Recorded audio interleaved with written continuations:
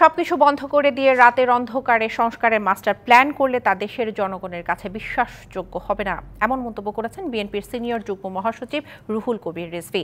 তবে অন্তর্বর্তী সরকার যাই করবে তা অন্তত ফ্যাসিস্ট শেখ হাসিনার সরকারের কর্মকাণ্ডের পুনরাবৃত্তি হবে না বলে প্রত্যাশা তার।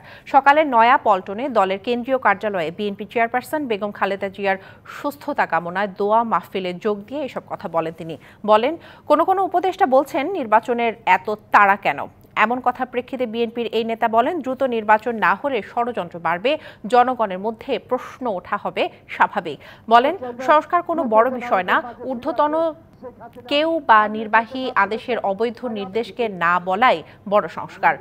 প্রশাসনের সমন্বয় ঠিকমতো না হওয়ার কারণে এখনো দেশে আইন শৃঙ্খলা ঠিক হয়নি, এমন অভিযোগ করে রিজভী বলেন, শেখ হাসিনা ও ভারতের ষড়যন্ত্র রুখতে সবাইকে ঐক্যবদ্ধ থাকতে হবে।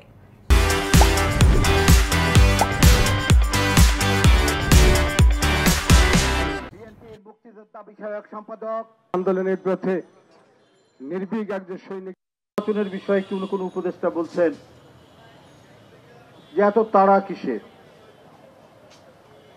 তো এত তাড়া তো নয়। শেখ হাসিনা অনেক লম্বা করেছেন, 15 বছর লাগিয়েছে।